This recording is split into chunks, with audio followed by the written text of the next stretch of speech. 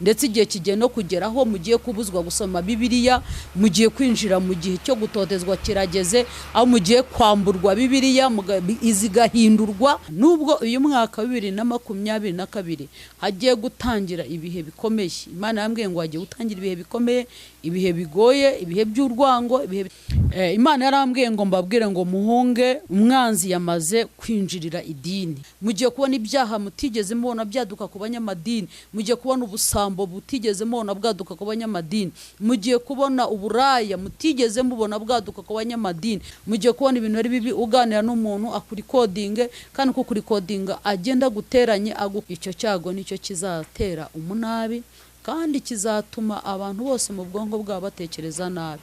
Aho abantu batazajya batekereza nabi, aho hazabaho n'ikintu cy'ubuhumyi. Imana irambwira ngo hagiye kubaho ubuhumyi bwishi cyane. Murakoze cyane, tubwinjira muri katonze dusenge kugira ngo twiragize Imana yacu. Mana yacu, Mana yera ikira neza kandi kiranuka, ndagushimira kanya nkaka, ngushimira umugambi wawe mwiza ko tugera neza ukaturinda ukatwitaho ukatweza. Ngushimiye ko waturinze uyu mwaka wose kugeza amagingo, turakunezerewe.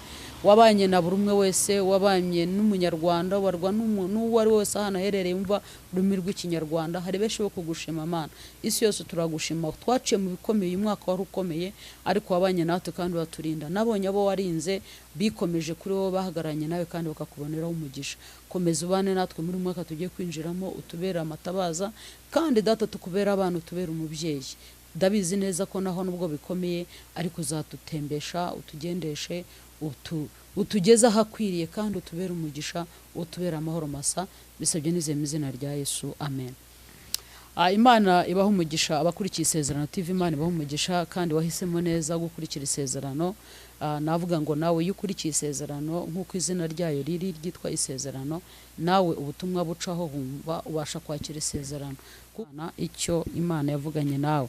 Rero Imana iguha umugisha. Mbere yuko dutangira ubutumwa Imana impaye, reka dusome iri jambo riri muri Danieli igice cya 9 ku murongo wa 4. Haravuga ngo nuko Danieli bumba igitabo gifatanishe ikimenyetso kugeza igihe cy'imperuka, benshi bazajarajara hirya no hino kandi ubwenge buzagwira. Reka twongere dusubiremo. Nuko Danieli bumba igitabo ugifatanishije ikimenyetso kugeza igihe cy'imperuka, benshi bazajarajara hirya no hino kandi ubwenge buzagwira. Imana ibagirire neza kandi iduhana umugisha. Turi mu bihe bikomeye, ibihe bigoye, aho abantu babuze icyo bafata n'icyo bareka, baro barajarajara. Abantu barajarajaye mu gusenga, abantu bajarajaje imitima y'imibereho, abantu bajarajaye muri politiki, barajarajaye babuze icyo bafata n'icyo bareka, bananiye guhagaramwe bavuye mu mashyaka bajya mu yandi. Mbese ubuzima burakomeye, ariko nagira nkubwire ngo ubwenge bwabishe buzagwira. Ariko aha niho ubwenge bugaragarira, aha niho icyo wabwiwe ugiye kugishyira mu bikorwa. Nagura ngo wowe wahisemo neza kwakira Yesu Kristo umwami n'umukiza, wowe wamwakiriye, wowe ijambo maze igihe wumva, wowe wihannye ibyaha ukava mu bibi, ugiye kugendana nawe kandi azakurinda. Nagira nkubwire ngo wirinde inkubiri iri hihaguruka, wirinde inyigisho z'ibinyoma zigiye kuza zikwereka ko Imana ishyiramo inyoroshyo. Barakubeshya cyane rwose. Imana ikunda abayikunda, abayishakira bazi, abayabamenye kera bashyize ikiganza ngo wezwa niyezwe, uwanduye nakomeze yandure. Igihe cyose uzaba ukora ibibi, igihe cyose waba ukora ibihabanye n'ibyo Imana ishaka, uzarimbuka. Kereka niwihana ibyaha uzababarirwa. Uyu munsi wakwihana, n'ejo wakwihana, ariko ntugambire kuvuga ngo uzaba wihana, ko ntago uzi umunsi wawe igihe uzagera. Rero abantu benshi baba baragabanya ku byo Imana yavuze, bariho barajarajara, abandi bariho baragwiza ubwenge, kukwereka ko Imana atari mbi, Imana atari ingome, Imana itaduhana. Imana se yakureka niba yarafashe Yobu ikamushyira mu biganza bya Satani, Satani akamugerageza kugeza ubwo Yobu yishimisha urujyo, wowe yakubuzwa n'iki? Kandi wibuke ko Yobu, Imana yavuze ngo Yobu ni umukiranutsi wayo yishimira. Hanyuma wowe uri umukiranutsi wayo yishimira. Niba Yobu yari umukiranutsi ikamurekura ikamushyira mu biganza bya Satani akamugerageza, wowe wabwiwe n'iki ko satani ko Imana itazakureka satani akakugerageza. Rero bamaso mwirinde, mumenye hariho abigisha bagiye kujya babigisha inyigisho mbi zibabwira ngo mwihangane, mwidagadure, mujye muri ibi, mukora ibi ngibi. Ndagira mubwira ngo Imana irakwegereye kuruta ibindi bintu byose. Umutima nama wawe urahari kugeza ubwo kizajya ivugana nawe nicyo uzajya ukora, ntugatekereze ku kindi. Imana rero impaye amagambo, impaye imbuzi ngo mbabwire musenge cyane. Usenga nasenga. Ayo niyo magambo Imana impaye y'imbuzi. Usenga nasenge. Gusenga kwawe kugiye kugira umumaro, gusenga kwawe kugiye kwicaza ahantu, gusenga kwawe kugiye guhesha akazi katarimo umuvumo, gusenga kwawe kagiye kukubakira urugo, gusenga kwawe kugiye kuguhaza, gusenga kwawe kuzakuburanira ugeze mu nkiko, gusenga kwawe kuzakurinda urengana, kuko gusenga kwawe kugiye kumanuka. Imana yarambwiye ngo mbabwire ngo muhunge muve mu madini. Umwanzi yamaze kwinjirira idini. Muhunge muve mu madini, va ku idini, va ku mihango y'idini. Wivuga ngo iwacu twasenga gutya, iwacu dukora gutya. Imana yambwiye ngo mbabwire ngo musenge mu buryo mutagwa mu moshya, musenge mu kuri no mu mwuka. Muve mu madini. Satani yamaze kwinjira amadini ku buryo hari ibikorwa bigiye gukorwa. Mugiye kujya mubona AntiKristo yinjira, kandi yinjira aciye ku idini. Yinjiriye ku idini, yinjire mu idini, yinjire ku bayobozi b'idini mutatekerezaga, mutumvaga ko baba bagiye kubakonveka, binjize mu bintu. Rero Imana yamwe mbabwire ngo muve mu madini, muhunge imihango y'idini. Ntago Imana ikugendera ku mihango, ahubwo ufite ijambo ry'Imana rakwegera iryo mwabwirijwe. Ndetse igihe kigiye no kugeraho mugiye kubuzwa gusoma Bibiliya, mugiye kwinjira mu gihe cyo gutotezwa kirageze, aho mugiye kwamburwa Bibiliya zigahindurwa zikandikwaho amagambo atari meza ziboroshye, ariko umenye ko icyo wabwiwe ari icyo ngicyo. Rero Imana irambwiye ngo mbabwire ngo muve mu idini, kuko Satani yamaze kwinjirira idini. AntiKristo ariho arakoresha rwihishwa, ariho arakoresha amadini rwihishwa. AntiKristo arakoresha abayobozi b'amadini rwihishwa, kandi ariho arakoresha abantu bakomeye. Buri muntu wese umunyedini, nagira ngo mbwire abanyamadini bankurikiye, nagira mbwire abapasiteri bagenzi banjye bankurikiye, mwemere murye duke, mwemere mwakire duke, mwemere mugende n'amaguru, mwemere mubeho nta makonte mufite abyibushye, ariko mukiranukira Imana, mube mu bushake bw'Imana. Kuko AntiKristo agiye gukoresha bantu bakomeye cyane bafite amafaranga menshi, abo nakwita bavuga rikijyana. Abavuga rikijyana ururimi niyo mvuga, bamwe bararwumva. Rero AntiKristo agiye kubikoresha cyane, agiye kwinjira abanyamadini, nibo bagiye kujya babwira ibintu kandi baza babemeze kandi muzabyemera. Hagiye kujya hazaho imvugo ivuga ngo nanjye iki naragikoze, ngo kandi nanjye iki narakiyobotse, ngo kandi ntacyo cyantwaye. Ariko nagiye mbwira ngo agakiza nako umuntu ku giti cye. Imana arambwiye ngo idini Imana irishaka muri ibi bihe ni idini ifasha imfubyi n'abapfakazi. Ni idini ritirebaho, ni idini nubwo harimo bamwe birebaho, nubwo abantu baka amakompasiyo, ariko bafite inyungu zabo. Imana yarambwiye ngo nenge abanyamadini. Imana ifashisha bafata abantu b'imfubyi, bafata abakene, bakababanza imbere, bakerekana ibyo babakoresha, ariko babona batera nkunga, babona babafasha, ibyo bahawe ntibari byo baha abantu, ahubwo bakabyi. Imana irambwiye ngo igiye kubateza umururumba, ibateze kuryana, ibateze inda nini ituma mudahaga, kubera ko mwafashe ibyitabagenewe abari byo mufata. Rero idini ryiza nirifasha imfubyi n'abapfakazi, nubwo bamwe ro bayarya, baro bayagira gute, baro bayarwanya.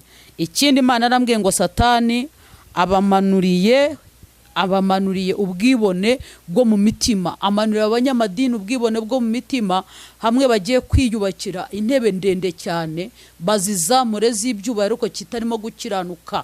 Mugiye kubona ibyaha mutigeze mubona byaduka ku banyamadini, mugiye kubona ubusambo butigeze mubona bwaduka ku banyamadini, mugiye kubona uburaya mutigeze mubona bwaduka ku banyamadini, mugiye kubona kagambane karenze, bagambanirana, bicana, bakurubana, bajya mu inkiko nyinshi. Mugiye kubona abapasiteri benshi bagiye gufungwa barengana. Mugiye kujya mutaha ibirori byo guseba, kubera ko AntiKristo ari muri bo yarabakoresha igihe kirekire, ko biyubakiye. Imana yambwiye ngo bazamuye intebe, ariko iyo ntebe ntago ari iyayo, ntago ari iy'Imana bazamuye. Rero Imana aho niho igiye kumanuka, nirangiza ibakubite hasi, kuko ikinyoma cyayo irakirambiwe. biyubakiye intebe itariho Imana, barigicaje Imana barayimura, ntago bakivuga iby'Imana ubwo bwabo nibo bivuga, nibo biramye, nibo bitekereza, nibyo bagenda batura ku giti cyabo, kandi Imana ibyo nabyo irabirambiwe. Yambwira ngo ni igihe cyo gusenga no gusoma ijambo ry'Imana, kuko hagiye kuzaho igihe ugiye kuyobwa cyane, ariko uzaba yibitseho Bibiliya. Uyu mwaka tugiye gutangira wa 2022 uzaba ari itangiriro ry'ibyo byose, aho mugiye kubibona cyane. Ugiye kubona uwari inshuti yawe nigiye kukugambanira, uwari inshuti yawe nigiye kugucuruza. Ndagiye kubona mbona abantu baracuruza abandi, agiye kujuganira. Mugiye bisaba ko muba maso bene data basenga. Mugiye kubona ibintu ari bibi, uganira n'umuntu akurikodinge, kandi ko kurikodinga agenda guteranye agukoreshe ibidakwiye. Satani ahagurukije ababisha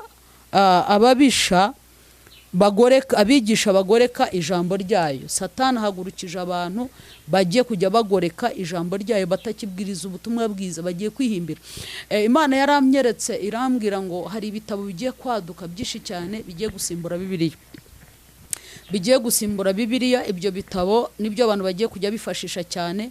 Bibiliya y'umwimerere bagiye kuyireka, ndetse hari Bibiliya bagiye kujya babwira ko iyo Bibiliya itakiriho, ugiye no kuyishaka n'uwari uyifite, cyari cyane nka birazanditswe 5:9.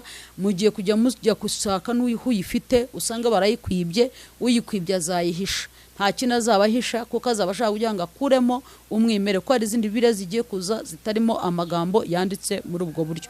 Kandi abo bigisha nibo bagiye kwangiza ibintu byinshi. Abo bigisha rero nibo Satani agiye gukoresha cyane, nibo Satani agiye gukoresha. Nubwo uyu mwaka 2022 hagiye gutangira ibihe bikomeye, Imana yambwiye ngo hagiye gutangira ibihe bikomeye, ibihe bigoye, ibihe by'urwango, ibihe bitarimo umunezero, ibihe byo kubona umuntu ashaririwe cyane mu buzima, aho abantu bazajya bavuga rimwe na rimwe baca amarenga, aho umuntu atazizera mugenzi we kubera ibihe tugiye kunyuramo hirya no hino by'akagambane, by'urwango, by'ububi n'ubugoryi n'ubugome bwinshi cyane.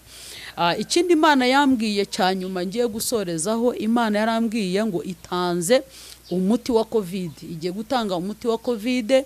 Ntago wenda nibuvuge ngo bazahira ibihuru, cyangwa se ngo nka bya bindi bushize bavuze ngo mure muri Bibiliya ngo murasangamo agasatsi ngo ako niko kazabavura. Oya, Imana yarambwiye ngo mbabwire ngo igiye gutanga ubumenyi ku bashakashatsi b'imiti, bari barayishakashatse biranga, kuko Imana yagira ngo ibereke bakore mu mbaraga zabo, kuko yo ihita itanga umuti bari kumva ko ari ubushobozi bwabo, bari kumva ko ari imbaraga zabo, bari kumva ko bashoboye, bari kumva ko aribo bahanga. Ariko nubwo iyi corona yaje iturutse kuri Sekibi, ariko n'Imana kuko ari umukozi w'umuhanga, nayo yarayihinduye ikoreshamo imbaraga zayo kugira ngo ipime. Harimo igipimo cyo gupima agakiza ka buri muntu wese, yapimye abakozi b'Imana ku giti cyabo, ndetse nabo yagiriye neza kuko araba yashaka kugira neza, kandi yarabikoze. Rero irambwira ngo mu mwaka wa 2023 abantu bazaba bafite imiti ya corona, kandi izabiri mu mafarumasi, igiye gutanga abahanga n'abashakashatsi bose bashakashaka imiti, bagiye kubona iyi miti, nibamara kuyibona batangire bavure. Imana yambwiye rero ngo impamvu itanze iyi miti ni iyi.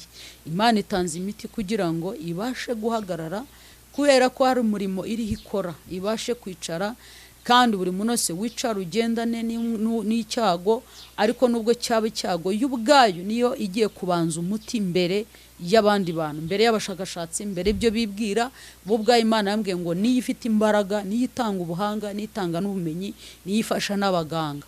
Ndambwira ngo impamvu ibafasha nuko hari n'uwo bajya bananirwa agapfa, kuko bo ubwabo bayo umuntu amaze gupfa yaba muganga ntago amenya aho umuntu agiye, ngo ariko Imana yo imenya aho agiye. Muri za farumasi rero tuzahabona imiti ya COVID, nubwo utabonaga, nubwo abantu bakoreshaga inzira zose, ariko Imana yambwiye ko igiye gushyiraho ubuzima bugiye gutuma noneho abantu babona iyo miti, kandi izaturinda, kuko hasigaye icyago kimwe. Hari ikindi cyago kizaza nyuma y'iki, icyo cyago nicyo kizatera umunabi, kandi kizatuma abantu bose mu bwonko bwabo batekereza nabi. Aho abantu batazajya batekereza nabi, aho hazabaho n'ikintu cy'ubuhumyi. Imana irambwira ngo hagiye kubaho ubuhumyi bwinshi cyane, ariko muri ibyo byose Imana izabana namwe. Ubwo rero iyo niyo message Imana yari impaye ngo mbabwire kugira ngo mube maso kandi musenge. Pastor urakoze kubwiyo message, ahubwo ku muntu wumvisha iyi message akwiye gukora iki? Icyambere ntago nzareka kuvuga ko icyambere ari ugusenga Imana. Yego. Gushaka Imana no gusenga, ibyo nibyo byambere byibanze. Nicyo kintu cyambere cyibanze, kuko iyo wasenze Imana ugahagarana n'Imana ukayitabaza ukiringira Imana, hari ibintu byinshi turinda, hari ibintu byinshi Imana igiturinda ko twasenze. Nuvuga ngo umuntu wayumvishe icyo akwiye gukora no gusenga. No gusenga kandi akaba maso kandi akirinda akanagenzura. Basenge basabe impano y'ubugenzuzi. Yego. Basabe impano y'ubugenzuzi, kuko impano y'ubugenzuzi ni nziza, uzagenzura umenye inyigisho ugomba kwakira utagomba kwakira. Yego. Reka ngushimire, nibutsa abari badukurikiye ko bashobora kusanga kandi ku musozi Getsemani TV. Yego.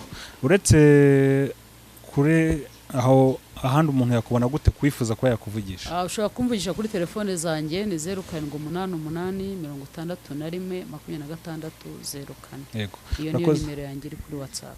Reka dusoze n'ubundi udusengera. Mana ndagushimye kubw'ijambo ryawe, ngushimiye bw'ubutumwa uduhaye, ngushimiye ko wabanye natwe kandi ukidukunda ukidutekerezaho, ngushimiye ko utubereye maso.